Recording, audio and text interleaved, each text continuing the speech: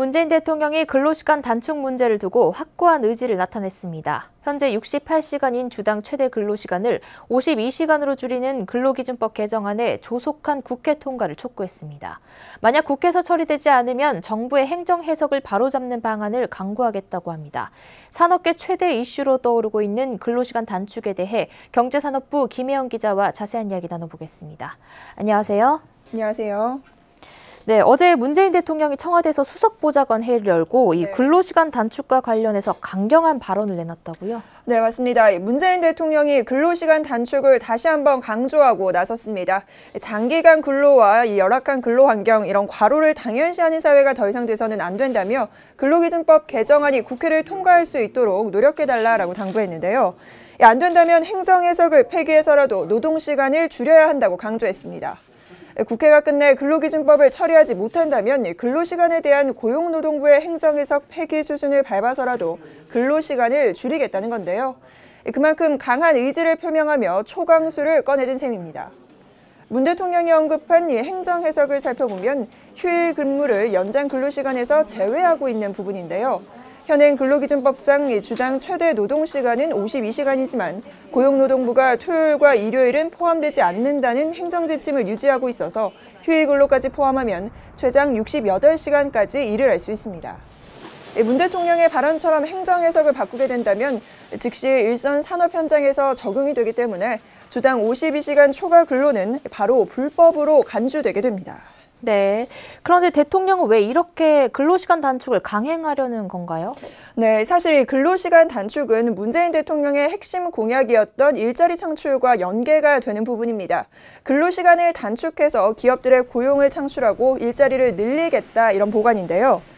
즉 정부가 가진 권한인 행정해석 폐기라는 우회로를 선택해서라도 국정 운영의 핵심 과제를 사수하겠다는 겁니다. 정부는 근로시간이 줄면 근로자의 삶의 질이 개선되고 일자리도 늘어날 것으로 전망하고 있습니다. 지금 현재 CG에서 보시듯이 현행 최장 근로시간은 68시간입니다. 법정 근로시간은 주 40시간에 연장 근로 12시간을 더하고요. 토요일과 일요일 근무를 각각 8시간 합산하게 된 건데요. 2000년대 이 정부가 주말 근무를 연장 근무 시간에서 제외하는 행정해석을 내리게 되면서 최장 근로시간인 68시간이 된 겁니다. 간단히 말하면 일주일을 5일로 보느냐 아니면 7일로 보느냐 그 차인데요. 일주일의 개념을 주중 5일로 보게 된다면 나머지 이틀 동안은 16시간의 휴일 근로가 가능해지게 됩니다. 만약 휴일 근무를 연장 근무 시간에 포함하는 방식으로 행정해석을 달리하게 되면 근로기준법 통과 없이도 근로시간을 16시간 단축할 수 있는데요. 즉 근로시간이 52시간으로 줄어들게 되는 겁니다. 네, 그렇다면 이 근로기준법 개정안의 국회 통과 가능성은 얼마나 되고 또 현재 상황은 어떤지 알려주시죠. 네, 현재 국회에서는 현행 이루어지고 있는 68시간의 근로시간을 52시간으로 줄이자라는 데까지는 합의가 된 상태입니다. 그러나 문제는 시행 유예기간과 휴일근로 중복 할증 등 세부 사항을 놓고 여야가 평행선을 달리고 있다는 건데요. 상황이 이렇게 되다 보니 법안 처리가 되지 않고 있고요. 국회에서 계류하고 있는 상황입니다.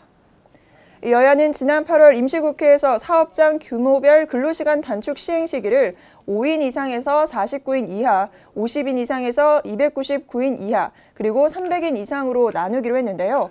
여당은 규모가 큰 기업부터 1년, 2년, 3년 순으로 적용하자라는 입장이고요. 반면 자유한국당 등 야당에서는 1년, 3년, 5년으로 적용하자고 주장하고 있습니다.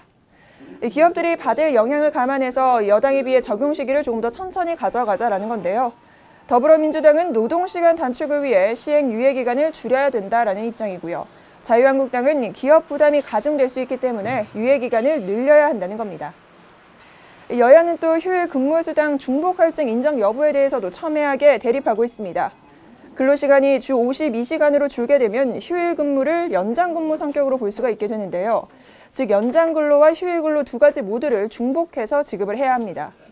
이에 대해 여당은 휴일 근무 수당을 통상임금의 200%로 지급하자고 주장하고 있고 야당은 현행대로 할증 없이 150%만 지급하자고 맞서고 있습니다.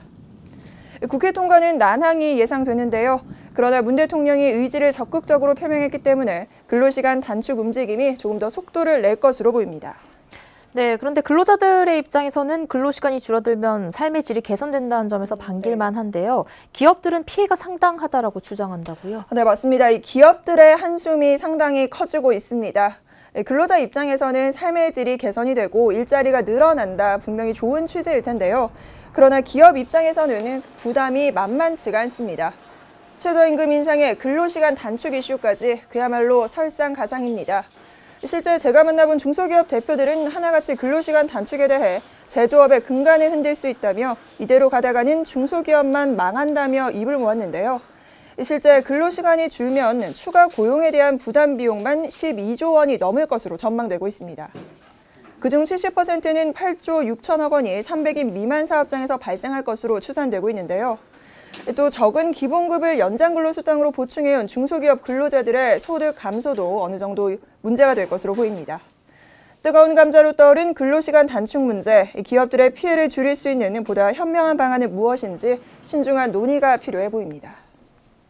네, 현재 뜨거운 이슈인 근로시간 단축 문제에 대해 김혜영 기자와 이야기 나눠봤습니다. 고맙습니다.